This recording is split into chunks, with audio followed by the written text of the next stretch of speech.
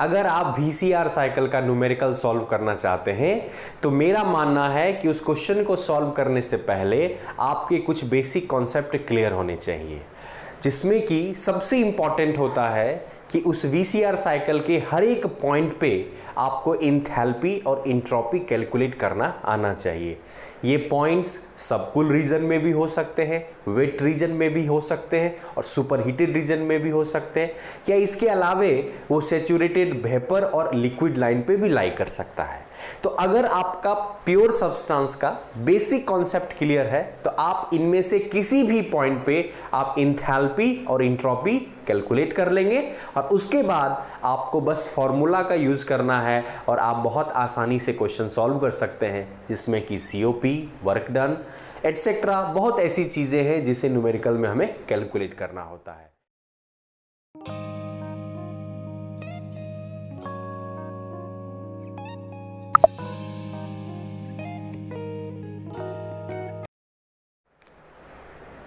Hello everyone, I welcome you all on my YouTube channel.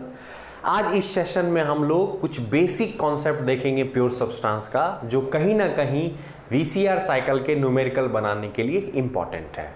हमारा ultimate purpose है VCR cycle में हर एक point 1, 2, 3 and 4 उस point पे इंथैल्पी और इंट्रोपी कैलकुलेट करना, क्योंकि जैसा जितना भी आपने फॉर्मूला देखा है, चाहे वो COP का हो, रेफ्रिजरेशन इफेक्ट का हो, हीट रिजेक्शन का हो, इन सारे फॉर्मूलाज में इंथैल्पी टर्म प्रेजेंट है। तो अगर आप चारों पॉइंट पे इंथैल्पी इजीली कैलकुलेट कर लेते हैं तो आप आसानी से न्यूमेरिकल बना सकते हैं। तो आपके यूनिवर्सिटी में, स्टेट बोर्ड में जो क्वेश्चंस आएगा उसमें अल्टीमेट पर्पस है इंथैल्पी कैलकुलेट करना, ठीक है।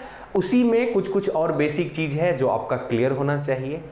अगर सिंपल क्वेश्चन है तब तो बहुत आसान है, डाटा दिया हुआ भी रहता है टेबल से, उसे भी हम लोग कुछ देर बाद एक्सप्लोर करेंगे कि कैसे क्वेश्चन में डाटा का एनालिसिस करेंगे और उसमें से 2-3 पॉइंट पे तो इंथैल्पी दिए हुए रहते हैं, 1-2 पॉइंट पे हमें कैलकुलेट करना होता है, या कई बार ड्राइनेस फ्रैक्शन के कैलकुलेशन के लिए हमें इंट्रोपी के इक्वेशन का यूज करना होता है। तो ये एक बेसिक कॉन्सेप्ट है। तो पहले मैं बेसिक क्लियर आप लोगों का कर देना चाहता, उसके बाद हम लोग कुछ न्यूमेरिकल प्रैक्टिस करेंगे और अगर उतना आप कर लेते हैं तो यकीन मानिए VCR साइकिल का न्यूमेरिकल आपसे नहीं छूटेगा, उसे आप 100% फुल कॉन्फिडेंस से आप उसे सॉल्व कर पाएंगे। तो चलिए थोड़ा सा बेसिक्स देख लेते हैं। तो जैसा कि आप लोग जानते हैं, ये हमारा डॉम है और ये TS डायग्राम है जो कि बहुत इंपॉर्टेंट है ना। इस TS डायग्राम में ये जो आपको दिख रहा है ये डॉम है। डॉम के इस तरफ जो रीजन होता है उसे हम लोग लिक्विड रीजन बोलते हैं, लिक्विड स्टेट में रहता है, या इसे सबकूल रीजन भी कहा जाता है। ये जो रीजन हम देख रहे हैं that is subcool region, right. चलिए ये जो लाइन दिख रही है topmost point of dome that is known as critical point. Critical point जो है दो लाइन का जंक्शन पॉइंट है। ये एक लाइन आपको दिख रही है और ये एक लाइन दिख रही है, ठीक है। तो चूंकि लिक्विड से सटा हुआ ये लाइन है, लिक्विड के रीजन से ये टच्ड है, इसीलिए इसका नाम है saturated liquid line. Saturated liquid line का मतलब है कि अगर मैं इस पॉइंट पे अगर ये एक लेट सपोज पॉइंट में ले रहा हूं, इसका मतलब अब ये लिक्विड में 100% लिक्विड है। अब इसके बाद अगर इसे हम हीटअप करेंगे तो ये लिक्विड से वेपर फेज में जाना स्टार्ट कर देगा, तो कहीं ना कहीं ये सैचुरेटेड लिक्विड। चलिए तो यहां पे है, राइट, ओके। उसके बाद जैसे जैसे हम उसके हीटअप करेंगे इसके फेज में परिवर्तन होगा, लिक्विड प्लस वेपर बढ़ते जाएगा, वेपर की मात्रा बढ़ती जाएगी और एक ऐसा पॉइंट मिलेगा जहां पे हमारे सारे जो 100% लिक्विड्स हैं वो सारे के सारे वेपर में कन्वर्ट हो जाएंगे। तो इस पॉइंट को हम, इस जो स्टेट है उसे बोलते हैं सैचुरेटेड वेपर स्टेट। और ये क्रिटिकल पॉइंट से जो दाहिने साइड जो लाइन है, तो इस लाइन पे कहीं भी अगर हम स्टेट कहेंगे तो सैचुरेटेड वेपर स्टेट होगा, और ये जो लाइन है उसे हम लोग बोलते हैं सैचुरेटेड वेपर लाइन। तो याद रखना है सैचुरेटेड वेपर लाइन पे ड्राइनेस फ्रैक्शन हमेशा 1 होता है। ड्राइनेस फ्रैक्शन 1 होने का मतलब है 100% वेपर है। इस लाइन पे कहीं भी ड्राइनेस फ्रैक्शन 0 होगा, इसका मतलब यहां पे वेपर बिल्कुल भी नहीं है, 100% लिक्विड है। तो अगर आप इन दोनों रिजल्ट्स को अगर ध्यान रखें तो ड्राइनेस फ्रैक्शन को भी हम लोग डिफाइन कर सकते हैं, आप पढ़े भी होंगे बेसिक्स में। तो ड्राइनेस फ्रैक्शन जो है वो कहीं ना कहीं किसी भी लिक्विड प्लस वेपर मिक्सचर में ना, लिक्विड प्लस वेपर मिक्सचर है, मतलब इस वेट रीजन में लिक्विड प्लस वेपर जो मिक्सचर होता है, तो ये जो डॉम के अंदर का रीजन है इसे हम लोग बोलते हैं वेट रीजन। वेट रीजन का मतलब हुआ टू फेज रीजन, मतलब लिक्विड भी है प्लस वेपर भी है, दोनों आपको मिक्स रहा है, राइट। इस जगह पे जो स्टेट मिलती है सैचुरेटेड लिक्विड, इस जगह पे मिलती है सैचुरेटेड वेपर। तो आप जानते हैं जब आपका सैचुरेटेड लिक्विड स्टेट होगा, ध्यान से देखेंगे, सैचुरेटेड लिक्विड स्टेट होगा तो यहां पे हमारा बिल्कुल भी मास ऑफ वेपर क्या हो जाएगा, जीरो ना, क्योंकि यहां पे 100% हमारा क्या है, लिक्विड है, वेपर तो है ही नहीं, राइट। चलिए 100% लिक्विड है, ओके, तो यहां पे ये हमारा वेपर हो गया जीरो, और इस तरह से अगर हम फॉर्मूला में पुट करते हैं तो x बराबर जीरो आता है। चलिए मैं मानता हूं कि ये सब आपको पता होना चाहिए, लेकिन जो न्यूमेरिकल में ट्विस्ट होगा, जो लेवल बढ़ेगा, वो ड्राइनेस फ्रैक्शन के कारण ही एक सिंपल VCR क्वेश्चन थोड़ा सा कॉम्प्लिकेटेड हो जाता है, इसीलिए मुझे 5-10 मिनट लगेंगे, लेकिन मैं आपको बेसिक्स क्लियर कर दे रहा हूं, राइट। तो ये हो गया सैचुरेटेड लिक्विड स्टेट।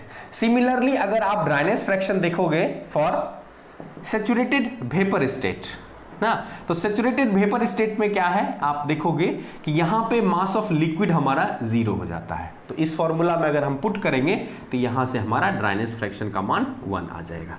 चलिए, तो ये एक जनरल कॉन्सेप्ट हुआ, क्योंकि यहां पे सैचुरेटेड वेपर का मतलब हुआ कि अब ये 100% वेपर हो गया है, यहां पे लिक्विड बिल्कुल भी प्रेजेंट नहीं है, राइट। ओके, अब इस डॉम में जो सबसे इंपॉर्टेंट हमारे लिए है वो है कांस्टेंट प्रेशर लाइन, और मैंने आपको बताया था कि कांस्टेंट प्रेशर लाइन कुछ इस तरह का होता है।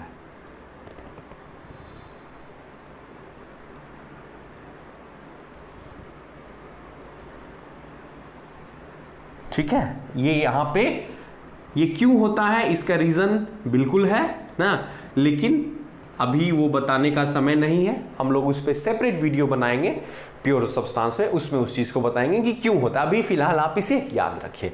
यहां पे ये लाइन है जब हमारा स्टेट लिक्विड है, ये लिक्विड प्लस वेपर रीजन का प्रेशर कांस्टेंट लाइन है, और ये सुपर हीटेड रीजन का है। सैचुरेटेड वेपर के बाद अगर और गर्म करेंगे तो उसका टेम्परेचर राइज करेगा, जिसे हम लोग बोलते हैं सुपर हीटेड वेपर। तो ये कहीं ना कहीं हमारा सुपर हीटेड वेपर है, राइट। ओके, अब यहां पे देखना है कि यहां पे अभी लिक्विड था, ये जो ग्राफ प्लॉट किया गया है वो बॉइलिंग ऑफ वाटर का है, हम अभी मान के कर रहे हैं, जिसमें प्रेशर कांस्टेंट रखते हुए हम उसे गर्म करते हैं। तो ये लिक्विड है ना, अगर मान लेते हैं कि प्रेशर 1 बार है और इनिशियली 30-40 डिग्री सी पे वाटर है, तो गर्म होते होते 100 डिग्री सी पे गया, क्योंकि 100 डिग्री सी पे बॉइलिंग स्टार्ट होता है। बॉइलिंग स्टार्ट होने का मतलब वहां से फेज चेंज हमारा स्टार्ट होता है, लिक्विड अब वेपर में बनना शुरू होगा। तो यहां पे प्रेशर तो ये जो लाइन बता रही है डॉम के अंदर, वो कहीं ना कहीं लिक्विड प्लस वेपर रीजन का है, मतलब अब वेपराइजेशन हो रहा है। तो यहां पे प्रेशर तो कांस्टेंट रहेगा ही रहेगा, साथ ही साथ चूंकि फेज बदल रहा है तो यहां पे टेम्परेचर भी क्या रहेगा, कांस्टेंट रहेगा। यही समझना है कि यहां प्रेशर भी कांस्टेंट रहेगा, टेम्परेचर भी कांस्टेंट रहेगा। जैसे कि मैं एग्जांपल के तौर पे लेता हूं कि 100 डिग्री सी पे अगर पानी बॉईल हो रहा है, तो जब तक बॉइलिंग कंप्लीट नहीं होगा उसका टेम्परेचर 100 डिग्री से ज्यादा नहीं होगा, तो टेम्परेचर भी कांस्टेंट है, देख सकते हो, वाई एक्सिस है हॉरिजॉन्टल लाइन, राइट। लेकिन साथ ही साथ अगर 100 डिग्री सी पे अगर वो बॉईल हो रहा है तो वो तभी संभव है जब प्रेशर 1 बार हो या 1 एटमॉस्फेरिक प्रेशर हो।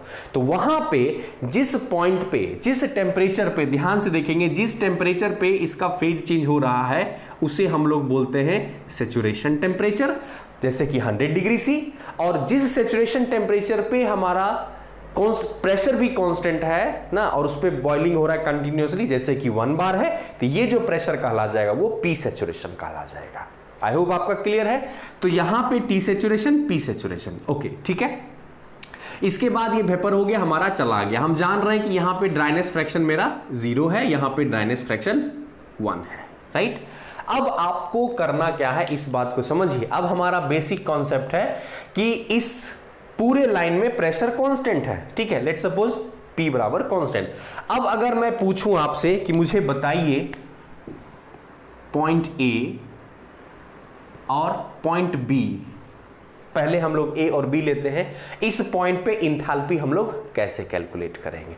तो माय डियर स्टूडेंट, मैं आपको बता दूं कि हम लोग के पास एक स्टीम टेबल बुक होती है जिसे डाटा बुक बोलते हैं थर्मोडायनामिक्स में, ना, मशीन डिजाइन में भी ये बुक होता है, बट थर्मोडायनामिक्स में तो सारे स्टीम को लेके वाटर का हर एक सैचुरेटेड प्रेशर और टेम्परेचर के करस्पॉन्डिंग ये वैल्यू आपको गिवन मिलेगा।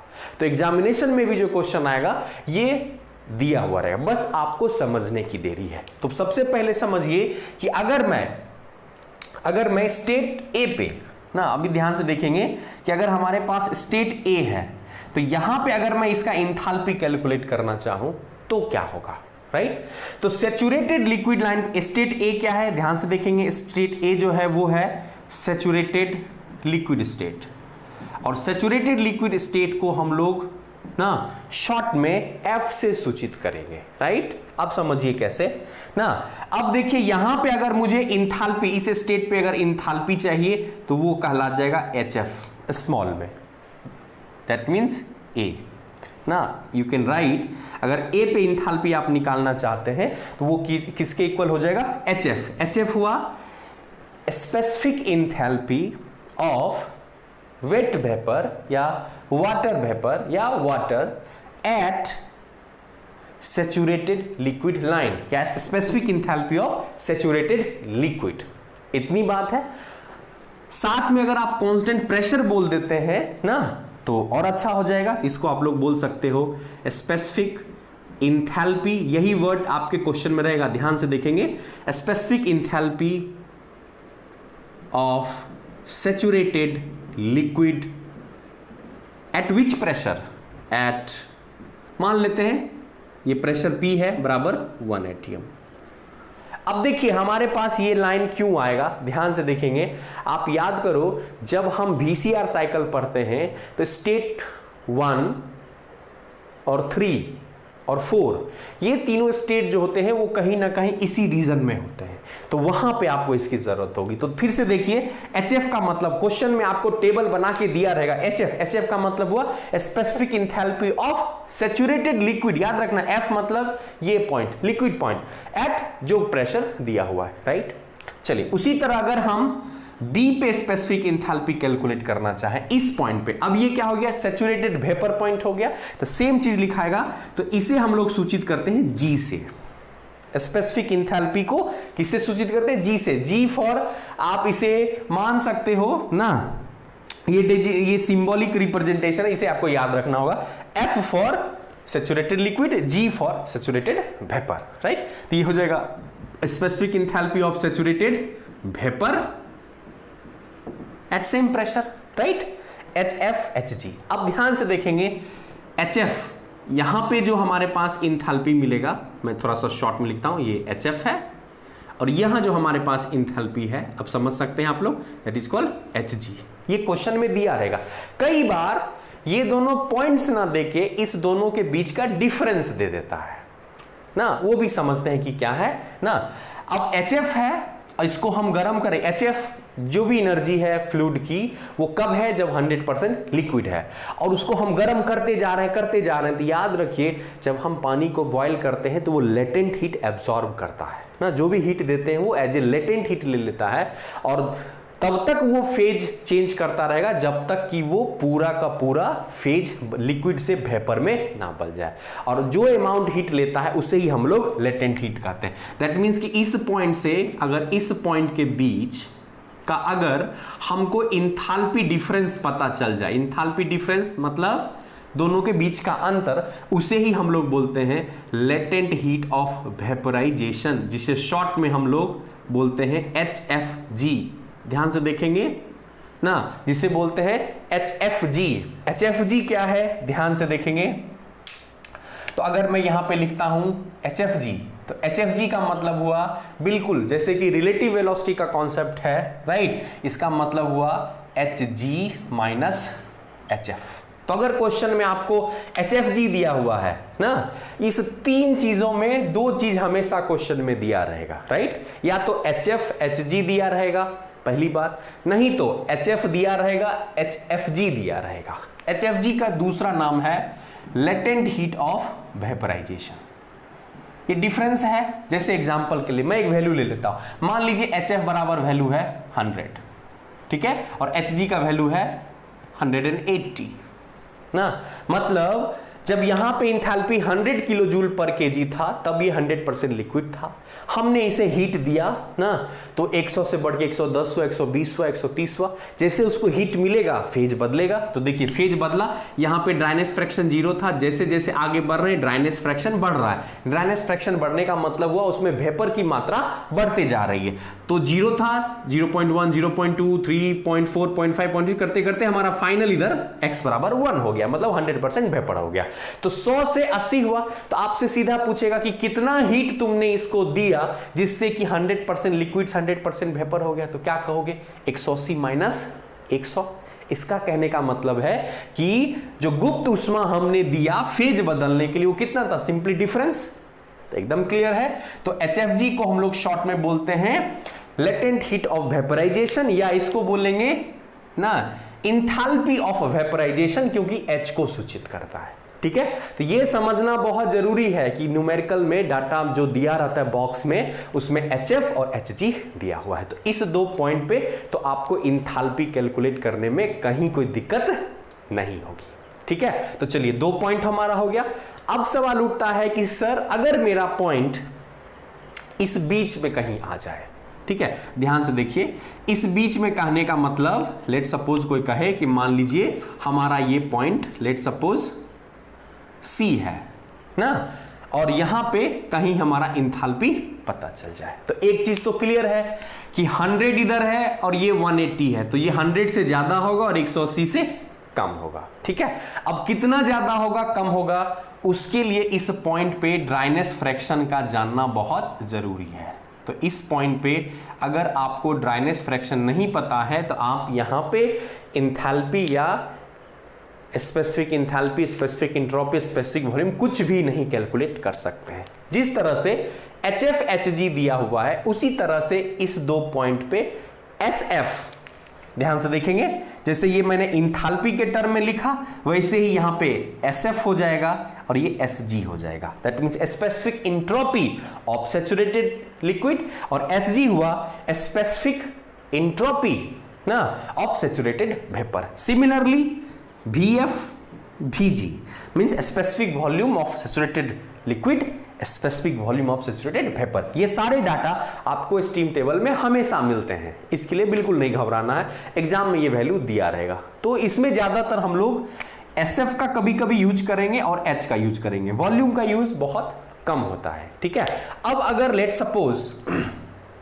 पूछा जाए ना कि लेट सपोज मैं एक वैल्यू ले लेता हूं x बराबर लेट सपोज 0.2, मान लेते हैं कि इस पॉइंट पे ड्राइनेस फ्रैक्शन हमारा कितना है, इस C पॉइंट पे 2.2 का मतलब है कि 20% वेपर है और 80% लिक्विड है ना। x बराबर 0.5, इसका मतलब हुआ 50% वेपर है, 50% लिक्विड है। x बराबर 0.7, इसका मतलब 70% वेपर है, 30% लिक्विड है। राइट, अब अगर हम इसका इंथैल्पी कैलकुलेट करें ना C पॉइंट पे, तो ध्यान से देखिएगा, अगर हम C पॉइंट पे कैलकुलेट करें मतलब स्पेसिफिक इंथैल्पी एट C, ये सबसे इंपॉर्टेंट है क्योंकि ध्यान दीजिए TS डायग्राम में जब हम थ्रॉटलिंग प्रोसेस करते हैं तो हमारा जो 0.4 आता है VCR साइकिल में वो डॉम के अंदर आता है, वो डॉम के अंदर आता है। तो उधर फिर आपको इंथैल्पी अगर निकालना होगा 4 पे तो बिना इस फॉर्मूला के नहीं यूज कर सकते। या मान लीजिए हम वेट कंप्रेशन कर रहे हैं VCR साइकिल में, आई होप ये क्लियर होगा आपको, नहीं अगर क्लियर है तो प्रीवियस वीडियो जरूर देख लें। वेट कंप्रेशन में 1 पॉइंट जो है वो डॉम के अंदर होगा, कहीं ना कहीं यहां से हम कंप्रेस करेंगे तो उस पॉइंट पे फिर इंथैल्पी निकालना होगा H1, तो उसके लिए भी ये फॉर्मूला बहुत जरूरी है, इसलिए ध्यान से देखिए। राइट, तो यहां पे अगर है तो सिंपल है, ध्यान दीजिए HC है तो ये जो प्रेशर लाइन याद रखना है, हमारे पास 2 डाटा होगा HF HG का, एक HF HG होगा इवोपरेटर प्रेशर पे और एक HF HG होगा कंडेंसर प्रेशर पे। तो आपको जिस लाइन पे निकालना है उस लाइन का प्रेशर या सैचुरेशन टेम्परेचर दिया रहेगा उसको फॉलो करना है। तो अगर मान लो ये प्रेशर मेरा इवोपरेटर का है P बराबर अगर 1 atm, तो हम लोग इसके डाटा को फॉलो करेंगे। ठीक है, तो इसके लिए है कि HF प्लस इतनी एनर्जी, अगर HF से ज्यादा होगा तो इतना एनर्जी, या दूसरे तरीके से लिख सकते हो HG माइनस दिस डिफरेंस। तो इधर से लिखते हैं, आसान होता है। तो सबसे पहले याद रखना है जहां भी हम सैचुरेटेड लिक्विड और वेपर के बीच निकालेंगे तो लिक्विड के पास जितनी एनर्जी है 100 से अधिक ही होगा, तो HF किस प्रेशर पे, दिस गिवन प्रेशर पे, प्लस। अब ध्यान से देखिए, यहां ड्राइनेस फ्रैक्शन है x बराबर 0 और यहां ड्राइनेस फ्रैक्शन है x बराबर 1। ठीक है, मैं एक पहले वैल्यू से समझाता हूं, फिर फॉर्मूला भी निकाल लेंगे। 0 से 1 के डिफरेंस पे कितना एनर्जी का डिफरेंस है, 100 180 है, 0 1 है, तो 1 के डिफरेंस पे ड्राइनेस फ्रैक्शन 1 माइनस 0 पे डिफरेंस पे कितना ये लाइन का डिफरेंस हो रहा है, 180 माइनस 100, राइट। इसीलिए 0.2 पे। तो अगर एक के लिए डिफरेंस अगर मान लीजिए 80 है तो 0.2 के लिए कितना होगा, सिंपल है, 0.2 इंटू 80। इसका मतलब लिख सकते हैं x इंटू 80। 80 क्या है, that is simply hg minus hf। ठीक है, और इसी को हम शॉर्ट में ऐसे भी लिख सकते हैं, this formula can be written as hf plus x times of HFG। तो ध्यान रखना है कि जब भी हम डोम के अंदर, अगर डोम के अंदर इंथैल्पी कैलकुलेट करते हैं तो पहले उस लाइन का हमें सैचुरेटेड लिक्विड का इंथैल्पी पता होना चाहिए, प्लस उस पॉइंट का ड्राइनेस फ्रैक्शन पता होना चाहिए, प्लस इस दोनों के बीच का लेटेंट हीट ऑफ वेपराइजेशन, नहीं तो सिंपल है, याद रखना है Hg माइनस Hf। अब यही फॉर्मूला आप अगर इस पॉइंट पे स्पेसिफिक इंट्रोपी कैलकुलेट करना चाहते हैं तो सेम हो जाएगा। सिमिलरली बस H को रिप्लेस कर दीजिए F से SF plus X times of SG minus SF। ध्यान रखना है यहां पे SGF को हम ऐसे लिख सकते हैं शॉर्ट में, नो डाउट, लेकिन वो कभी भी लेटेंट हीट ऑफ वेपराइजेशन नहीं होगा, क्योंकि लेटेंट हीट एनर्जी है, ये इंट्रोपी है, ये लेकिन ये वैल्यू हमें मिला रहेगा। इसी तरह हम स्पेसिफिक वॉल्यूम का भी फॉर्मूला लिख सकते हैं। ठीक है, तो अब आपने क्या अभी तक जान लिया, अभी तक जान लिया सैचुरेटेड लिक्विड पे कैसे इंथैल्पी निकालेंगे, सैचुरेटेड वेपर पे कैसे निकालेंगे, और इसके बीच में अगर आ गया तो हम कैसे निकालेंगे। ठीक है, तो ये 3 पॉइंट अभी तक कैलकुलेट हो गया। अधिकतर जो सिंपल टाइप के न्यूमेरिकल VCR में होते हैं वो इतने में ही काम चल जाता है, लेकिन मैं रिस्क नहीं लूंगा, थोड़ा सा एडवांस लेवल बता दूंगा कि अगर मान लो सुपर हीटेड वेपर और सबकूल रीजन, क्योंकि सुपर हीटिंग और सबकूलिंग आप पढ़े हैं, that is method to improving COP। तो अगर मान लीजिए सबकूलिंग और सुपर हीटिंग इफेक्ट हो गया तो फिर हमारा पॉइंट यहां आ जाएगा और ये कहीं इधर आ जाएगा ना, 0.3 यहां की जगह यहां हो जाएगा और ये 0.2 इधर चला जाएगा, तो उधर इंथैल्पी और वो कैलकुलेट करना जरूरी है। तो मैं अब वो बता देता हूं और उसके बाद हम लोग सीधे न्यूमेरिकल पे चलते हैं। तो चलिए देखते हैं कि सुपर हीटेड और सबकूल रीजन में हम लोग इंथैल्पी कैसे कैलकुलेट करेंगे। सुपर हीटेड और सबकूल रीजन में कैसे हम इंथैल्पी कैलकुलेट करेंगे, आइए इस बारे में जानते हैं। तो मान लीजिए कि ये हमारा 0.1 है, ठीक है, जो कि सुपर हीटेड स्टेट में है, और ये हमारा 0.2 है जहां पे, और ये सबकूल स्टेट में। इस दोनों पॉइंट पे हमको इंथैल्पी कैलकुलेट करना है। जैसा कि मैंने आपको बता दिया, लेट सपोज मान लेते हैं कि ये अगर पॉइंट हमारा लेट सपोज 3 है, तो आप यहां इंथैल्पी कैलकुलेट कर सकते हैं। इसके लिए आपको जरूरत पड़ेगी किसकी, x3 की। ठीक है, कुछ भी वैल्यू हो सकता है। नाउ इस पॉइंट पे हमेशा वैल्यू आपको डाटा में दिया रहेगा, गिवन क्वेश्चन में हमेशा HF और HG दिया रहता है, या इस दोनों का बीच का जो डिफरेंस होगा HFG वो भी दिया रहेगा लेटेंट हीट में। तो चलिए अब मैं डायरेक्टली लिखूंगा ना, अगर मुझे x3 चाहिए, H3 चाहिए, तो बहुत सिंपल है, H3 चाहिए तो सबसे पहले मुझे HF निकालना होगा, प्लस x3 निकाल लीजिए और HFG ले लीजिए। अगर ये क्वेश्चन में वैल्यू दिया है तो डायरेक्टली इसे यूज कर ले, और अगर ये नहीं दिया है तो आप इसे ऐसे भी लिख सकते हैं, x3 Hg माइनस HF। चलिए, तो ये आप कैलकुलेट कर लीजिएगा। ओके, तो ये हो गया डोम के अंदर वेट रीजन में कहीं भी इंथैल्पी कैलकुलेट। इसी तरह अगर हम यहां उस पॉइंट पे इंट्रोपी कैलकुलेट करें तो हम लिख सकते हैं S3 बराबर SF plus x3 times of SFG।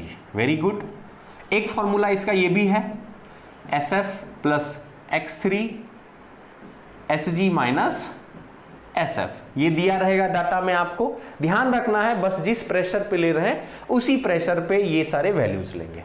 कई बार क्या होता है कि ये SG SF नहीं दिया रहेगा, आपको क्या दिया रहेगा, टी सैचुरेशन दे देगा। मान लेते हैं, कहेगा कि इस पॉइंट पे जो हमारा सैचुरेशन टेम्परेचर है, लेट सपोज टी सैचुरेशन है, उसका value 100 kelvin, 100 degree C, 200 degree C कुछ भी दिया रहेगा, और इस पॉइंट से कितना लेटेंट हीट है वो दिया रहेगा। तो ध्यान दीजिए, इस SFG को हम रिलेट कर सकते हैं। SFG क्या है, इस फेज चेंज के दौरान जो इंट्रोपी में चेंज हुआ, जो डिफरेंस हुआ, SFG बराबर nothing but SG minus HF, that is change in entropy. और आप फॉर्मूला जानते हो, DS बराबर क्या होता है, DQ बाय T। तो इस फेज के दौरान यहां से यहां तक आने में कितना हीट ट्रांसफर हुआ, जो उसका लेटेंट हीट ऑफ वेपराइजेशन है। तो चलिए, तो can I write SFG that must be equals to HFG बटा टी सैचुरेशन। ये फॉर्मूला है, याद रखेंगे। This HFG, this is also written as latent heat of vaporisation बटा टी सैचुरेशन। अगर आपको दिया है, याद रखना है, ऑलवेज हम किस में लेंगे, केल्विन में। तो ये अगर आपको पता है तो आप SFG को एक और फॉर्मूला से सब्सटीट्यूट यहां कर सकते हैं। तो देख लीजिए, SF प्लस इसको हम लिख सकते हैं X3 इंटू HFG बटा टी सैचुरेशन। ध्यान रखिए, मैं ये इसलिए बता रहा हूं कि ऐसे क्वेश्चंस आपके स्टैंडर्ड बुक में हैं और ऐसे क्वेश्चंस आपको एग्जाम में आ सकते हैं। तो आपको ये कॉन्सेप्ट सीखना होगा। क्यों सीखना होगा, क्योंकि मैंने आपको बताया था, अगर आपको याद होगा, लेट सपोज हम अगर थोड़ी देर के लिए VCR साइकिल देखें तो ये कहीं ना कहीं हमारा कुछ इस तरह का साइकिल था, ठीक है। और यहां पे आप देखो, ये 1 है और ये अगर 2 है, कंप्रेशन में है, तो कई बार आइसेंट्रोपिक कंप्रेशन होता है। तो यहां का इंट्रोपी तो पता रहेगा SG, और यहां का इंट्रोपी नहीं मालूम होगा ना, और उसको आप कैलकुलेट जब करेंगे तो ड्राइनेस फ्रैक्शन कई बार हमें निकालने में ये कॉन्सेप्ट मदद करता है ना। तो इस कॉन्सेप्ट को हम कई बार यूज करेंगे। लेट सपोज, जैसे मान लीजिए कि आइसेंट्रोपिक कंप्रेशन 1 to 2 हो रहा है, तो कैन आई राइट S1 बराबर S2। अब देखेंगे S1 क्या है, वो दिया रहेगा न्यूमेरिकल में SG, सॉरी ये 2 है, ये 1 है, क्योंकि आइसेंट्रोपिक कंप्रेशन हो रहा है, इंट्रोपिक कांस्टेंट रहेगा। चलिए, अब 1 का कैसे निकालेंगे, तो 1 के लिए फिर आपको जो चाहिए, यहां वाला SF चाहिए, यहां वाला SG चाहिए, और इस जगह पे आपको X1 चाहिए। तो इस तरह से कई बार जो है SF1 plus X times of SG1 minus SF1, तो इस तरह से आपको ये सारे डाटा दिए रहेंगे। ड्राइनेस फ्रैक्शन की जरूरत होगी और यहां से X कैलकुलेट कर लेंगे, और जब X कैलकुलेट हो जाएगा तो HF HG ये दिया रहेगा, तो उस तरह से यहां पे हम इंथैल्पी कैलकुलेट कर लेंगे। तो ये कॉन्सेप्ट जरूरी है, हम लोग कुछ देर बाद इस पे डिस्कशन करेंगे। तो ये मैंने एक फिर ब्रीफ बताया। अभी भी हम सैचुरेटेड लिक्विड रीजन में नहीं है, अभी तो बेसिक्स को ही हमने कवर किया। आई होप आपका क्लियर हो गया होगा। अब किसी भी तरह से आप दिक्कत नहीं कर सकते हैं। अब थोड़ा सा एडवांस लेवल चलते हैं, जिसमें कि हम लोग सुपर हीटेड और सबकूल में देखते हैं। सीधी सी बात है, अगर हम एनर्जी की बात करें तो 1 है, तो सबसे पहले लिखेंगे H1। सुपर हीटेड में देखिए कैसे कैलकुलेट करते हैं।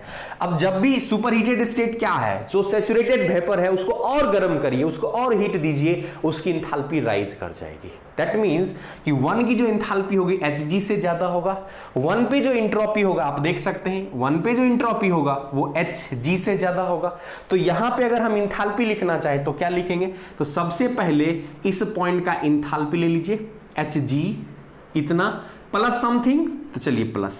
अब ये कौन से स्टेट में चला गया, वेपर स्टेट में चला गया, राइट। तो वेपर में चला गया, ये टेम्परेचर आपको सुपर हीट टेम्परेचर पता रहेगा, टी सैचुरेशन टेम्परेचर पता रहेगा। तो सिंपल मान लीजिए हमारे पास वेपर है, उसका एक इनिशियल टेम्परेचर T1 है और फाइनल टेम्परेचर T2 है। मतलब इनिशियल और फाइनल टेम्परेचर दिया रहेगा तो हीट ट्रांसफर कितना इंथैल्पी बढ़ेगा। आप जानते हैं enthalpy is function of temperature, enthalpy को लिख सकते हैं mCp डेल्टा T, बस वही कॉन्सेप्ट लगाएंगे।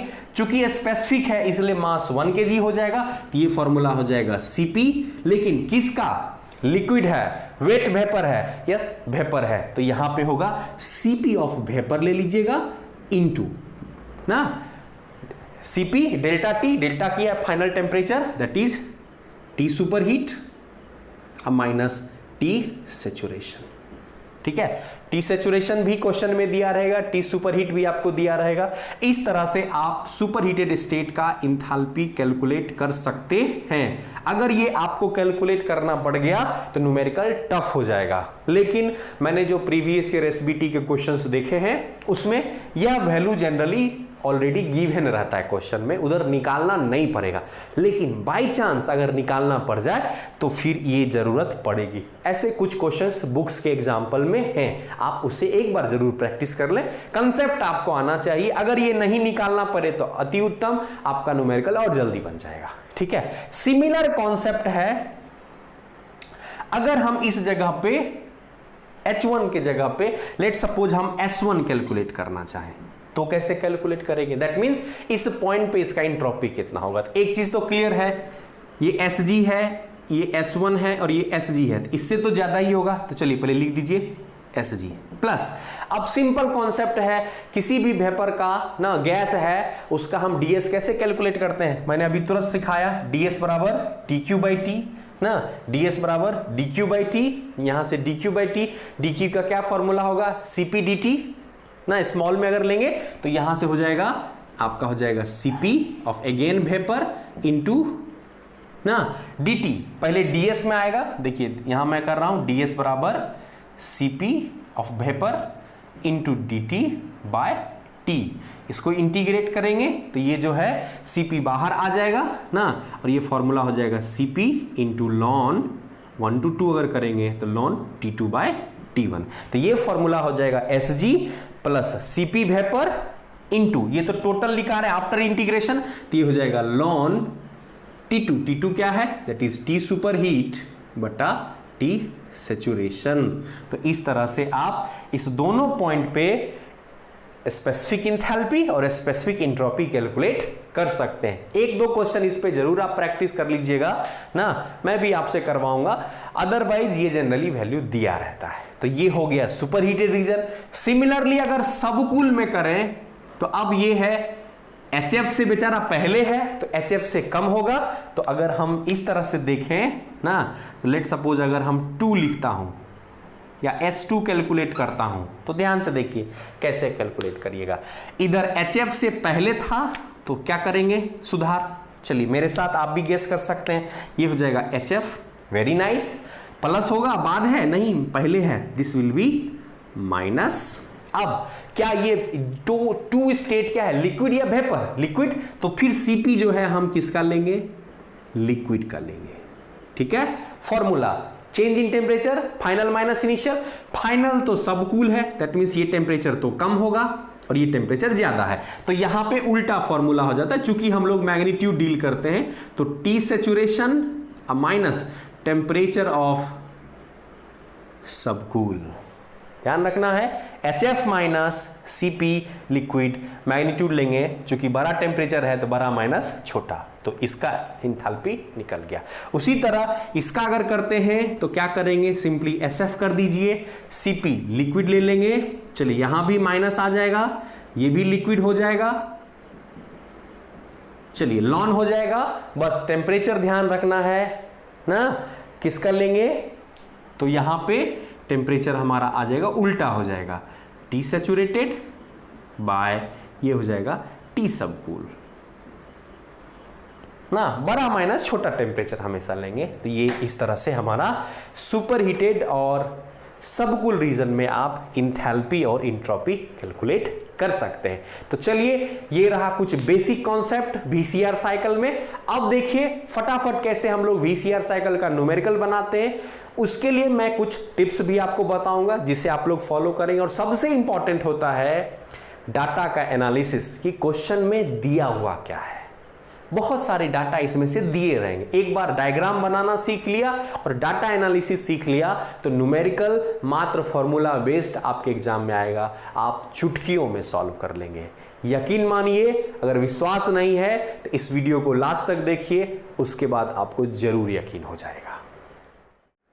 2015 में VCR साइकिल पे एक सिंपल न्यूमेरिकल पूछा गया। तो अभी जो आपने बेसिक कॉन्सेप्ट सीखा कि इंथैल्पी और एंट्रोपी कैसे कैलकुलेट करते हैं, तो उस कॉन्सेप्ट का यूज करके अब हम लोग न्यूमेरिकल सॉल्व करेंगे। और आप देखेंगे कि जितना लंबा ये न्यूमेरिकल है उसके आधा में कहीं इसका सॉल्यूशन हो जाएगा। तो गौर से देखिए, तो पहले एक बार हम लोग क्वेश्चंस को पढ़ लेते हैं, फिर डाटा एनालिसिस करेंगे और फॉर्मूला तो हमने डिस्कस किया ही है, उसके बाद आसानी से फॉर्मूला पे पुट करेंगे, हमारा न्यूमेरिकल सॉल्व हो जाएगा। तो पहले देखते हैं क्वेश्चन क्या है। क्वेश्चन कह रहा है in standard VCR cycle operating between evaporator temperature and condenser temperature. तो आपको पता है कि वीसीआर साइकिल में इवोपरेटर नीचे होता है, कंडेंसर ऊपर होता है। तो यहाँ पे इवोपरेटर टेम्परेचर दिया हुआ है, मतलब इवोपरेटर में जो सेचुरेशन टेम्परेचर है, क्योंकि मैं जानता हूं इवोपरेटर में हमेशा ना फेज चेंज होता है, तो वहां पे टेम्परेचर भी कांस्टेंट रहेगा और प्रेशर भी। इवोपरेटर टेम्परेचर दिया हुआ है 10, तो मान लें कि ये हमारा इवोपरेटर है,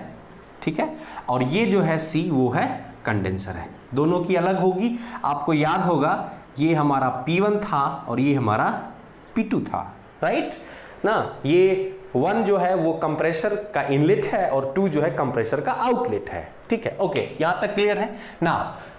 the enthalpy of refrigerant F12, ये नाम है F12 फेरॉन 12 ना, at the end of compression is 220 kilo joule पर केजी ना। मतलब एंड ऑफ कंप्रेशन जरा याद करिए ना, एंड ऑफ कंप्रेशन कब था? 1 to 2 हमारा कंप्रेशन था, 1 था इनलेट, 2 था आउटलेट, ठीक है। तो 2 पे हमारा इंथैल्पी दिया हुआ है कितना? 220। वेरी गुड, तो एक में कैलकुलेट करना ही नहीं है, ऑलरेडी दिया हुआ है ना। Show the cycle on TS diagram, right, and then calculate COP, refrigeration capacity, compressor power और मास फ्लो रेट भी दिया हुआ है कितना? 1 kg पर मिनट। सबसे पहले जब भी इस तरह का क्वेश्चन हो, ये टेबल भी आपको दिया हुआ रहेगा, देख रहे हैं HF HG दिया हुआ है, मतलब सैचुरेटेड लिक्विड और वेपर पे हमारा इंथैल्पी का वैल्यू दिया रहेगा। हो सकता है इसके साथ बहुत सारे क्वेश्चन में SF और SG भी दिया रहेगा, तो घबराना नहीं है, वो गिवन डेटा है, उसको रखिए। अब हम लोग सबसे पहले एक सिंपल VCR साइकिल ड्रॉ करते हैं। चलिए, इसमें कहीं नहीं लिखा हुआ है कि वेट कंप्रेशन है या ड्राई कंप्रेशन है, तो जब कुछ भी आपको क्वेश्चंस में नहीं क्लियर हो तो हमेशा ड्राई कंप्रेशन मान के सवाल बनाइए। अगर वेट कंप्रेशन होगा तो यहां पे क्वेश्चन में कहीं ना कहीं लिखा रहेगा कि कंप्रेसर के इनलेट पे ड्राइनेस फ्रैक्शन 0.9 है, या दिया रहेगा कि वेट कंप्रेशन कर रहे हैं, तो फिर उधर जो है हम लोग 1 पॉइंट जो लेंगे वो कहीं ना कहीं वेट रीजन में लेंगे। तो अगर डायग्राम देखें तो जैसा कि मैंने कहा था, ये हमारा इवोपरेटर की लाइन हो गई ना। इवोपरेटर में कुछ नहीं दिया है, तो जो हमारा कंप्रेशर होगा वो हमेशा सैचुरेटेड वेपर पे होगा, कुछ क्वेश्चन में नहीं दिया है अगर ना, तो इसीलिए हमारा 0.1 कहां हो गया? ये हो गया। अगर वेट कंप्रेशन होगा तो मे बी हमारा पॉइंट यहां 1 होता, बट ऐसा कुछ क्वेश्चन में नहीं है, तो हम लोग स्टार्टिंग पॉइंट लेंगे 1। आप जानते हैं ना कैसा कंप्रेशन हम लोग करते हैं? आइसेंट्रोपिक, तो कैसा लाइन होगा? बिल्कुल वर्टिकल, कुछ इस तरह का कर दिया हमने, ठीक है। ये सुपर हीटेड रीजन में आ गया 2, ठीक है, वेरी गुड। इसके बाद हम लोग क्या करते हैं ना, सेम प्रेशर पे, कंडेंसर प्रेशर पे उसे ठंडा करते हैं, राइट। तो चलिए यहां से कहीं ना कहीं से कूल करेंगे, और कूल करने के बाद इसे कहां तक ले जाते हैं हम लोग? सैचुरेटेड लिक्विड तक, ठीक है। तो चलिए, तो ये हमारा हो गया 0.3, तो ये सैचुरेटेड लिक्विड हो गया। इस कंडेंसर से याद होगा आपको, हम लोग हीट को क्या करते थे? यहां से हीट को रिजेक्ट करते थे हमेशा, और इवोपरेटर से हीट को क्या करते थे हम लोग? क्यों? एब्जॉर्ब करते थे, ठीक है। ओके, वेरी गुड ना। और 3 to 4 हमेशा कैसा होता था? थ्रॉटलिंग प्रोसेस, याद होगा आपको, और थ्रॉटलिंग हमेशा कैसा होता था? इरिवर्सिबल, तो इसीलिए इंट्रोपी बढ़ेगी। तो ये लाइन हल्का सा हमारा इधर आ गया। चलिए, तो इस तरह से आपका साइकिल कंप्लीट ना, साइकिल कंप्लीट। अब इस क्वेश्चन को अगर हमको करना है तो क्या क्या चाहिए? हर एक पॉइंट पे हमको इंथैल्पी कैलकुलेट करना होगा। ध्यान से देखिए, हर एक पॉइंट पे इंथैल्पी कैलकुलेट करना होगा। 1 पे इंथैल्पी चाहिए, 2 पे चाहिए, 3 पे चाहिए और 4 पे चाहिए। अगर ये चारों पॉइंट पे इंथैल्पी कैलकुलेट कर सकते हैं तो हमने, याद होगा आपको, प्रोसेस एनालिसिस किया था, आसानी से सब कुछ निकाल सकते हैं, ठीक है। अब देखिए क्या दिया हुआ है, ठीक है, ये 3 पॉइंट कौन सा है अगर ध्यान से देखें। अच्छा, दूसरी बात ये क्या है, हमारा कंडेंसर है तो PC बराबर कांस्टेंट या TC बराबर कांस्टेंट। ये जो लाइन है वो कंडेंसर लाइन है और ये जो लाइन है वो कैसी लाइन है, इवोपरेटर लाइन है। ठीक है, अब अगर ध्यान से देखें तो ये क्या है, 1 देखिए ध्यान से, क्वेश्चन में आपको क्या दिया हुआ है ना, H1 इज योर, ध्यान से देखिएगा क्या है, H1 is your specific enthalpy of saturated vapour, vapour line पे है इसलिए सैचुरेटेड वेपर, वेपर मतलब G या F, G, तो G निकालना है, राइट। तो सबसे पहले ये कौन सी लाइन है, इवोपरेटर लाइन है, याद रखिएगा कैसे, कौन सी लाइन है, इवोपरेटर। तो इवोपरेटर का टेबल कौन सा है, ये वाला, ये इवोपरेटर -10 डिग्री C। इस टेबल पे देखिए Hg कितना है, 138.1। तो ये जो वैल्यू दिया हुआ है वो क्या है, 1 का इंथैल्पी। आपको कुछ नहीं करना है, चीज सीधा सवाल, 183.1 किलो जूल पर केजी। वेरी नाइस, एक निकल गया। दूसरा, जैसे ही ड्राई कंप्रेशन करेंगे पता है 2 सुपरहीटेड स्टेट में जाएगा ना, तो या तो मैंने कहा था कि न्यूमेरिकल में इसका वैल्यू दे देगा, नहीं तो फिर फॉर्मूला लगाना पड़ेगा। फॉर्मूला में आपको Cp चाहिए वेपर का, ये सैचुरेशन टेम्परेचर चाहिए, सुपरहीट टेम्परेचर चाहिए, बट ऐसा कुछ नहीं है। और आपको क्वेश्चन में दिया हुआ है एंड ऑफ कंप्रेशन। ध्यान से देखिए, कंप्रेशन के अंत में एनर्जी कितनी है, 220 किलो जूल पर केजी। तो H1 निकालना ही नहीं है माय डियर, H2 दिया हुआ है कितना, 220 किलो जूल पर केजी। Very nice, okay. अब हम जानते हैं कि हमारा 3 to 4 प्रोसेस कौन सा है, थ्रॉटलिंग प्रोसेस। और थ्रॉटलिंग प्रोसेस हमेशा में इंथैल्पी बराबर होता है। तो चलिए मैंने काम आपका और आसान कर दिया, 3 या 4 में किसी एक पे इंथैल्पी आप निकाल लीजिए, आपका काम बन जाएगा। ठीक है, अगर H3 को देखें तो ध्यान से देखिए H3 क्या है, H3 है हमारा सैचुरेटेड लिक्विड पे। तो क्या होगा, specific enthalpy of saturated liquid, saturated liquid मतलब F या G, F। तो यहां पे चाहिए H3 बराबर HF हो जाएगा, लेकिन कौन से लाइन पे है, ध्यान से देखिए किस लाइन पे है, कंडेंसर लाइन पे है। तो चलिए HF लेंगे, जरूर HF सेलेक्ट करेंगे, लेकिन कौन सा, ये वाला या ये वाला, ये डिसीजन कैसे दूर करेंगे, इस लाइन से। ये किस लाइन पे है, कंडेंसर लाइन पे, और कंडेंसर का टेबल ये है नीचे वाला। तो this will be our H3। तो H3 का वैल्यू हो गया 74.53। चलिए, तो यहां H4 निकालने की जरूरत नहीं है। मान लेते हैं फॉर एग्जांपल कि हमें ये वैल्यू नहीं पता है, हमको H4 पूछा गया है। या आपको ऐसे पूछा जा सकता है कि calculate what is the dryness fraction at 4। आपको क्वेश्चन में आ सकता है कि कैलकुलेट करिए यहां पे हमारा ड्राइनेस फ्रैक्शन कितना है।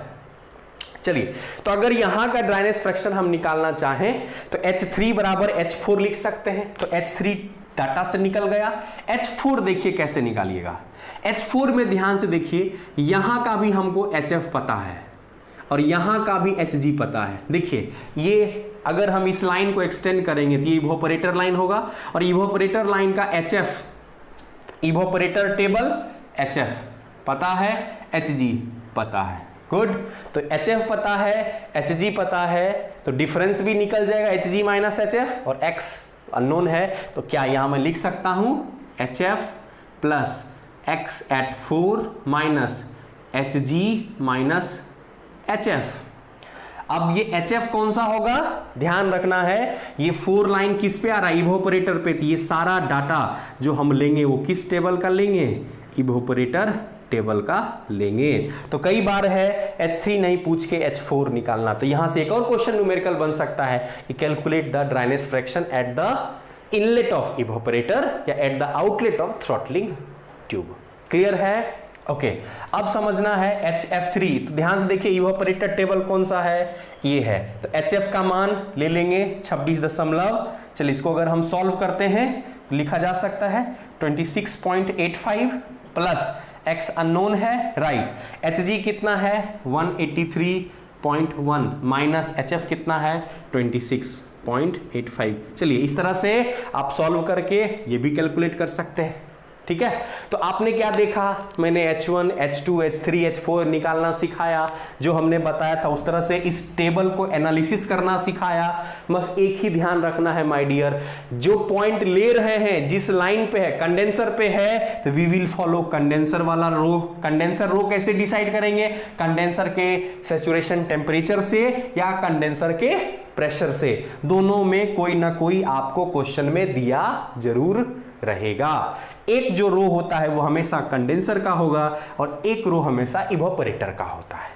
तो अब आप समझ सकते हैं। एक और लॉजिक मैं बता दे रहा हूं कि कंडेंसर हमेशा ऊपर है तो इसका टेम्परेचर या प्रेशर हमेशा ज्यादा होगा, और इवोपरेटर लाइन नीचे है इसका कम होगा। तो इस टेबल में टेम्परेचर को लीजिए या प्रेशर को लीजिए, जो लोअर वैल्यू वाला है जैसे -10 डिग्री सी, तो ये अपने आप क्लियर है कि ये इवोपरेटर है, और 40 डिग्री सी अपने आप क्लियर है ये क्या है, कंडेंसर है। इसी तरह अगर प्रेशर रहेगा, मान लीजिए 0.8 बार और 4 बार, तो 0.8 छोटा वैल्यू है तो वो इवोपरेटर वाला रो हो जाएगा, और 8 बार या 4 बार बड़ी वैल्यू है वो कंडेंसर का रो हो जाएगा। तो इस तरह से आप सब कुछ कैलकुलेट कर सकते हैं। बस इस डाटा का एनालिसिस आपको समझ में आना चाहिए, और इस तरह के न्यूमेरिकल को बनाने का सबसे सिंपल तरीका है, क्वेश्चन पढ़िए और सबसे पहले टीएस डायग्राम ड्रॉ करिए। आप चाहो तो पीएच भी ड्रॉ कर सकते हो, क्योंकि मैंने दोनों आपको सिखाया है, बट टीएस इसलिए प्रेफर करिए कि कई बार आपको S1 बराबर S2 करना पड़ेगा, क्योंकि यहां ये आइसेंट्रोपिक एक्सपेंशन है, सॉरी कंप्रेशन है, तो कई बार ड्राइनेस फ्रैक्शन वेट कंप्रेशन होगा, तो आपको S1 बराबर S2 करना होगा। एक S1 या S2 कोई इस लाइन पे होगा और एक कोई बाहर होगा ना, डॉम के अंदर होगा या उस पॉइंट पे होगा, तो आप कैलकुलेट कर सकते हो। अब जैसे मैं मॉडिफिकेशन इसी क्वेश्चन में कर दूं आपके लिए और आसान हो जाएगा, कि मान लेते हैं ये ड्राई कंप्रेशन नहीं होके ये जो क्वेश्चन है वो ये वेट कंप्रेशन हो जाए, हो सकता है बिल्कुल। तो this will be your point 1 and this will be your point 2, ठीक है। तो अब जो है अगर इसके साथ जैसे HF/Hg है, उसी तरह अगर SF/Hg भी आपको मैं टेबल में दे दूं ना, जैसे HF/Hg दिया दोनों के लिए, SF/Hg दे दूं, तो आप H1 का इंथैल्पी कैसे कैलकुलेट करेंगे, H2 तो मिल जाएगा कैसे, HF/Hg से। ये कंडेंसर पे है, सैचुरेटेड वेपर पे है, जो Hg होगा 203.1 वो 2 हो जाएगा, ये तो क्लियर है ना। लेकिन 1 कैसे निकालिएगा, ध्यान रखिए ये वेट रीजन के अंदर है। ये अगर वेट रीजन के अंदर है माय डियर, ये वेट रीजन के अगर इनसाइड है, तो यहां पे पहले ड्राइनेस फ्रैक्शन हमको चाहिए, क्योंकि जब तक ड्राइनेस फ्रैक्शन नहीं पता होगा, HF/Hg पता है, ड्राइनेस फ्रैक्शन नहीं पता है, कभी भी हम डॉम के अंदर का ना इंथैल्पी वाला फॉर्मूला नहीं लगा सकते। HF पता है, G पता है, अगर ये इस पॉइंट पे अगर हमको ड्राइनेस फ्रैक्शन नहीं पता है, उस पॉइंट पे इंथैल्पी नहीं कैलकुलेट कर सकते। नाउ नहीं दिया है तो क्या करिएगा, एक उपाय है, S2 बराबर S1 हो जाएगा, इसको लिख सकते हैं यहां पे S2 बराबर S1, चूंकि आइसेंट्रोपिक कंप्रेशन है ना, ये एडवांस लेवल की मैं बात कर रहा हूं। 2 क्या होगा, सिंपल Sg, किसका ले लीजिएगा, कंडेंसर लाइन पे है, ये कंडेंसर लाइन पे है, तो कंडेंसर के टेबल में यहां कहीं हो सकता है SF का वैल्यू होगा, इसी तरह Sg का वैल्यू होगा, तो Sg वाला वैल्यू ले लीजिएगा, that will be the S2। और S1 कैसे लेंगे, तो ये इवोपरेटर लाइन पे यहां का SF पता होगा, यहां का Sg पता होगा, पुट द फॉर्मूला ना, SF प्लस मान लेते 1 है ना, फॉर्मूला हो जाएगा, यहां कैसे निकालिएगा, SF plus x1 into Sg minus SF, ये सारे वैल्यूज दिए रहेंगे। चलिए अगला क्वेश्चन इस पे करेंगे। तो इस तरह से आपको ये ज्यादा है, इसीलिए टीएस डायग्राम हमेशा ज्यादा प्रेफर करिए। हाँ, अगर आपका मन है तो पीएच भी साथ में ड्रॉ कर दीजिए, तो और अच्छा होगा, आपका इंप्रेशन टीचरों पे अच्छा पड़ेगा, मार्क्स आपको और क्लियर आएंगे, ठीक है। अब इस पे देखिए कि इंथैल्पी अगर पता है तो बाकी चीज कैसे निकालिएगा। चलिए, what is the formula of COP, अगर आपको याद होगा ना, what is the formula of COP, COP is nothing but the refrigeration effect बटा कंप्रेशर वर्क। चलिए 4:1 है, रेफ्रिजरेशन इफेक्ट क्या था, सिंपली H1 माइनस H4, चलिए पता है ना। कंप्रेशर वर्क 1:2 था, आपको मैं बता चुका हूं, H2 माइनस H1, ठीक है। अच्छा, H3 अगर नहीं है तो H3 भी लिख सकते हो। तो चलिए पहला क्वेश्चन में COP निकल गया, ठीक है। नाउ रेफ्रिजरेशन इफेक्ट पूछ रहा है, तो रेफ्रिजरेशन इफेक्ट के लिए चाहिए ना रेफ्रिजरेशन इफेक्ट का क्या फॉर्मूला है, अगर आप ध्यान से देखें रेफ्रिजरेशन कैपेसिटी में, तो यहीं पे देख लेते हैं रेफ्रिजरेशन कैपेसिटी का क्या है फॉर्मूला, H1 माइनस H4, ठीक है। लेकिन ये आएगा आपको किस में, किलो जूल पर केजी में। लेकिन अगर मास फ्लो रेट साथ में दे दिया हो केजी पर मिनट, तो इसे आप हमेशा किलोवाट में कन्वर्ट कर लीजिए। कैसे, अगर मैं यहां पे मास फ्लो और रेफ्रिजरेंट से गुना कर दूं, ठीक है, तो ये केजी पर मिनट है, तो इसको कन्वर्ट कर लीजिए केजी पर सेकंड में। यहां से केजी कट के फाइनल आपका आंसर आ जाएगा किलोवाट में। और you know that 1 ton of refrigeration, TON 1 ton of refrigeration बराबर 3.5 किलोवाट। तो जितना किलोवाट आंसर आएगा उसमें 3 पॉइंट भागा से दे दीजिएगा, तो उतना टन ऑफ रेफ्रिजरेशन हो जाएगा। चलिए, तो दूसरा क्वेश्चन बन गया।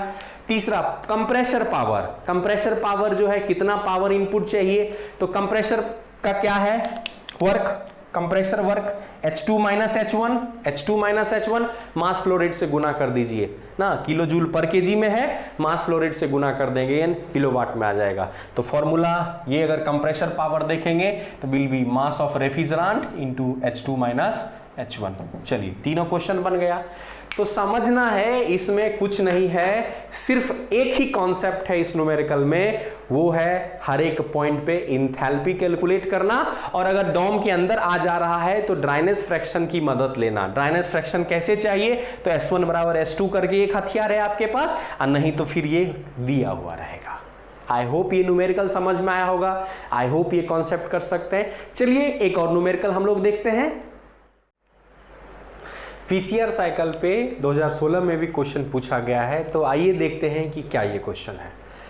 तो क्वेश्चन में दिया हुआ है कि a refrigerator works between -7 and 27 degree से। तो यहाँ डाटा से ही क्लियर है कि एक इवोपरेटर का टेम्परेचर है और दूसरा कंडेंसर का है। तो इस टेबल में सबसे पहले आपके दिमाग में आ जाना चाहिए कि this first row is belongs to evaporator and second row is belongs to the condenser. सबसे पहले ये बहुत आसान है समझना, बहुत इजीली आप समझ लेंगे ना डाटा के आधार पे। ये -7 डिग्री सी है, राइट।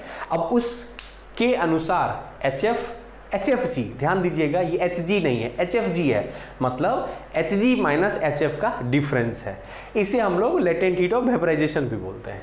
SF है, SG है, ये सारे वैल्यूज आपको दिए हुए हैं, राइट। ओके, तो चलिए, उसके बाद कह रहा है कि the vapour is dry at the end of compression. ध्यान से देखिए, कंप्रेशन जनरली हम लोग ड्राई प्रेफर करते हैं, बट यहां पे क्लियर क्या है, और आप जानते हो कि अगर ड्राई कंप्रेशन होगा तो एंड ऑफ कंप्रेशन, ध्यान से देखिएगा, एंड ऑफ जो कंप्रेशन है वो सुपर हीटेड स्टेट में चला जाएगा। लेकिन इस क्वेश्चन में क्या दिया हुआ है कि the vapour is dry. Dry का मतलब है उसका ड्राइनेस फ्रैक्शन 1 है, यही इसमें ट्विस्ट है, समझिए। Vapour is dry at the end of compression, इसका मतलब हो गया कि यहां इसका ड्राइनेस फ्रैक्शन 1 है, मतलब स्टेट 2 जो है वो कहीं ना कहीं कुछ इस तरह का है। ध्यान से देखिए ना, ये क्लियर नहीं बोला कि वेट कंप्रेशन है ना, it is not clear in the question. लेकिन आपको जो हिंट दिया है वो ये दिया है कि वेट कंप्रेशन हम नहीं कह रहे हैं, लेकिन ये जरूर कह रहे हैं जिसका स्टेट 2 जो है वो कहीं ना कहीं ड्राई है। मैंने कहा था आपको, अगर ये सुपर हीटेड होता है तो वैल्यू दे देते हैं, या अगर वेट कंप्रेशन होगा तो ये भी लिख देते हैं, या अगर ड्राई कंप्रेशन इनिशियली यहां से स्टार्ट करते हैं तो वो दे दे, कुछ ना कुछ क्लू आपको जरूर देगा, बस दिमाग को खुला रखना है, राइट। तो 2 पॉइंट क्लियर है। यहां पे अगर ये पॉइंट 2 आ रहा है, इसका मतलब है कि वेट कंप्रेशन ही होगा और कोई उपाय नहीं है, क्योंकि अगर हम यहां से कंप्रेशन करेंगे तो कभी भी ये वेट नहीं होगा, ये सुपर हीटेड रीजन में चला जाएगा। तो हमारे पास आ गया, तो this is point 1, this is 2। Now अब क्या कह रहा है, there is no under cooling, मतलब हम कोई अंडर कूलिंग नहीं कर रहे हैं। इसका मतलब कंडेंसर जो हमारा हीट रिजेक्ट कर रहा है वो कहां तक कर रहा है, इसी पॉइंट तक कर रहा है, सैचुरेटेड लिक्विड तक। क्योंकि अगर ये अंडर कूल होता तब तो ये नीचे आ जाता, ये पॉइंट यहां ना होके यहां होता, लेकिन ऐसा नहीं है, अंडर कूलिंग हम नहीं कर रहे हैं। तो डेफिनेटली हमारा पॉइंट 3 आ गया, राइट। चलिए, तो ये हो गया पॉइंट 3। नाउ अब आप जानते हो ना, and evaporation is by throttle valve, that means throttle valve का यूज किया गया। ये नहीं भी रहता तो हम करते, तो थ्रोटलिंग भाल्व थोड़ा सा हमारा इंट्रोपी बढ़ा देता है। ये हो गया 0.1, ये हो गया 0.2, ये हमारे हो गया प्रोसेस डायग्राम।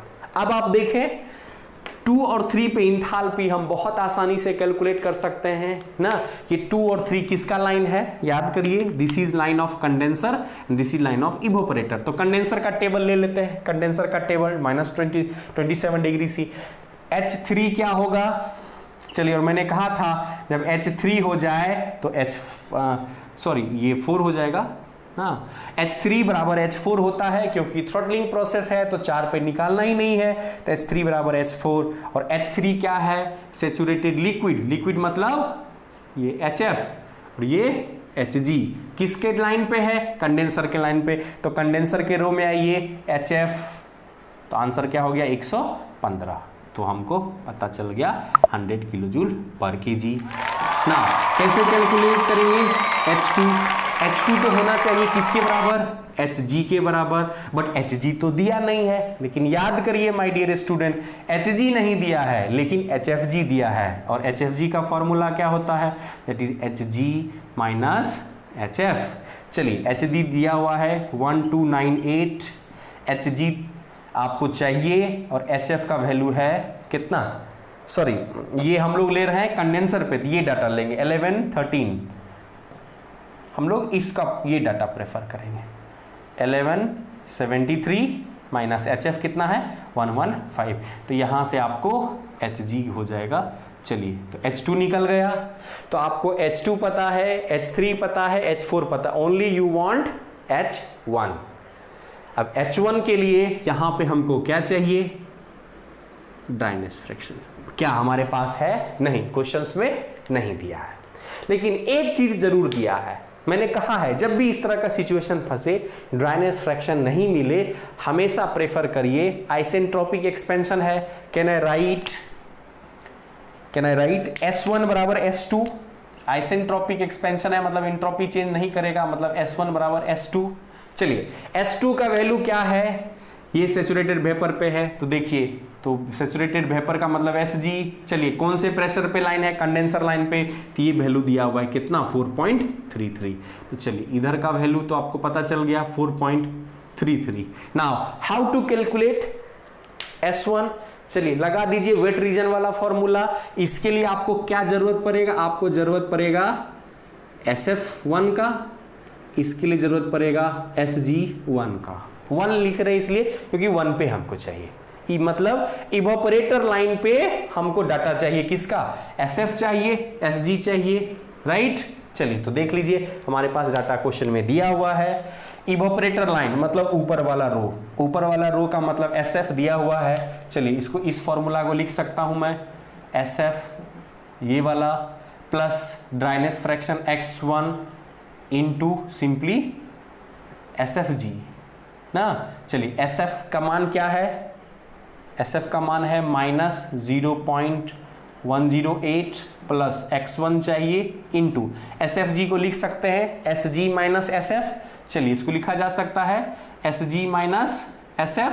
चलिए, SG का मान दिया हुआ है, ऊपर वाला ही रो रहेगा। चलिए, तो इसको यहीं पे डायरेक्ट लिख दें, value 4.75 minus that minus minus plus हो जाएगा 0.108, that must be equals to 4.33। चलिए, इसको सॉल्व करेंगे, यहां से आपको वैल्यू आ जाएगा किसका, ड्राइनेस फ्रैक्शन का। ड्राइनेस फ्रैक्शन पता है। चलिए, लेट सपोज मान लेते हैं सॉल्व करने के बाद निकला X1 बराबर 0.8, वो तुम चेक कर लेना, आप लोग चेक कर लीजिएगा क्या निकलेगा। मान लेते हैं कि 0.8 निकला आफ्टर सॉल्विंग दिस, मतलब यहां पे हमारा कितना आ गया 0.8।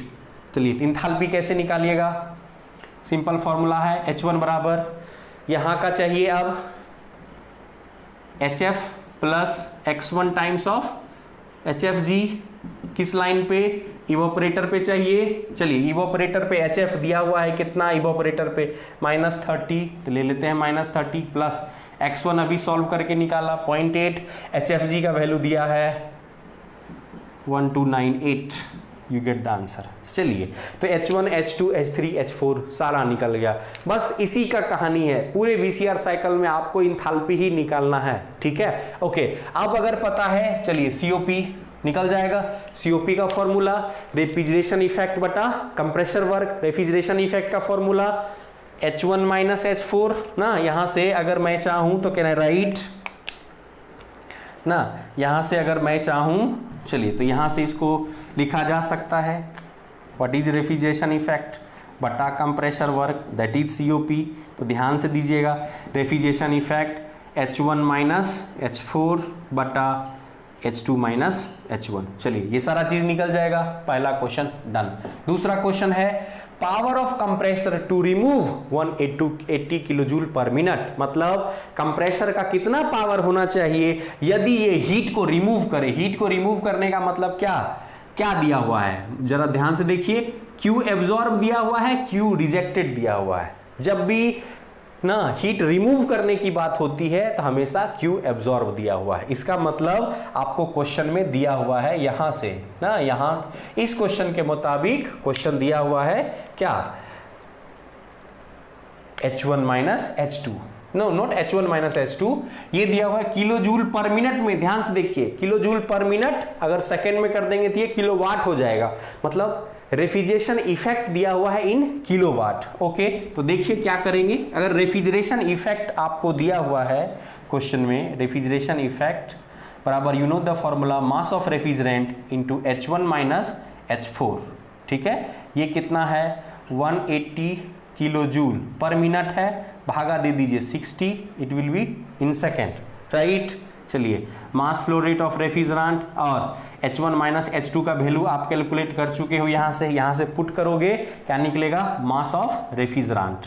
चलिए निकल जाएगा। ओके ना, क्यों ये हमें जरूरत है समझिए, क्योंकि आपको क्वेश्चन में पूछा गया है पावर ऑफ कंप्रेसर, मतलब कंप्रेसर को कितना पावर चाहिए, तो पावर का यूनिट क्या होगा किलोवाट में। चलिए तो हमको वर्क डन कंप्रेसर का पता है WC I know that is H2 minus H1, इसका यूनिट होगा किलो जूल पर केजी। तो अगर हमको पावर इनपुट चाहिए तो मास ऑफ रेफ्रिजरेंट से इसमें गुना करना पड़ेगा, इसीलिए मास ऑफ रेफ्रिजरेंट चाहिए और इसीलिए 180 भी दिया है। तो यहां से MR निकल जाएगा, पुट करिएगा बन जाएगा। तो आप ध्यान से देखिए ना, कुछ नहीं है क्वेश्चन, इसमें एक और इंप्रोवाइजेशन मैं कर सकता हूं, हीट रिजेक्टेड कितना होगा इन किलोवाट, तो H2 पता है, H3 पता है, यहां से हीट रिजेक्ट हो रहा है ना, this will be the heat rejected. तो Q रिजेक्टेड का क्या फॉर्मूला था हम लोग का, that is simply H2 minus H3। चलिए मास ऑफ रेफ्रिजरेंट से गुना कर देंगे, ये भी आंसर किलोवाट में आ जाएगा, ठीक है। तो ये इसी तरह के क्वेश्चंस आपको VCR साइकिल पे आते हैं। माय डियर स्टूडेंट, मेरा मानना है कि आपके कुछ बेसिक्स क्लियर मैंने कर दिए हैं और इतना बताने के बाद जरूर आपसे बनेंगे। मैं हर एक क्वेश्चन नहीं बना सकता आपको ब्लैक बोर्ड पे, मैंने आपको कंसेप्ट सिखा दिया, मैंने 2 क्वेश्चन बना के भी दिखा दिया। अब आप कोई भी स्टैंडर्ड बुक जो आप सेमेस्टर में पढ़ते हैं उसको आप उठा लीजिए, वहां से क्वेश्चंस आपके बन जाएंगे, या उसमें अगर सॉल्यूशन दिया है तो वो भी आपको समझ में आ जाएगा, ठीक है। तो मैं यही कहूंगा कि सॉल्यूशंस ना देखें, खुद से बनाएं, और इससे ज्यादा टफ क्वेश्चंस जनरली नहीं आता है डिप्लोमा स्तर में, ठीक है। तो इसको आप कर लीजिए, 1 2 4 क्वेश्चंस और आप जो है बुक से सॉल्व कर लीजिए। अगर आपको लगता है कि इसमें सर और क्वेश्चंस प्रैक्टिस की जरूरत है तो अपना व्यू आप कमेंट बॉक्स में लिखिए, आपका फीडबैक मेरे लिए बहुत इंपॉर्टेंट है। आप अपना विचार लिखिए कि सर इससे नहीं हुआ और क्वेश्चंस करवाइए, या आप कर लेंगे, जो भी विचार है आपको जैसा भी समझ में आया ना। कंसेप्ट मैंने बेसिक्स बताए हैं, फिर न्यूमेरिकल भी करवाए हैं। हमेशा थंब रूल याद रखना है, डायग्राम ड्रॉ करो और सारे पॉइंट पे एंथैल्पी कैलकुलेट कर लो, जिसमें 2 डाटा तो हमेशा टेबल में ही दिया रहता है, राइट। और मैंने जो कॉन्सेप्ट बताया उससे अगर सुपर हीटेड में भी रहेगा 2 तो भी निकल जाएगा, 3 यहां ना होके यहां भी रहेगा तो भी निकल जाएगा, तो कहीं कोई दिक्कत नहीं होगा, यकीन मानिए। So give your feedback in comment box, like करिए, इसको शेयर करिए, जितने आपके सारे पॉलिटेक्निक इंजीनियरिंग दोस्त हैं सबको शेयर करिए, सबको भेज दीजिए, और यकीन मानिए अगर आप इतना कर लेते हैं तो फिर VCR का न्यूमेरिकल आपसे नहीं छूटेगा। चलिए तो इस वीडियो में हम लोग इतना ही देखते हैं, आगे फिर हम लोग कंटिन्यू करेंगे वेपर एब्जॉर्प्शन रेफ्रिजरेशन साइकिल से। Thank you.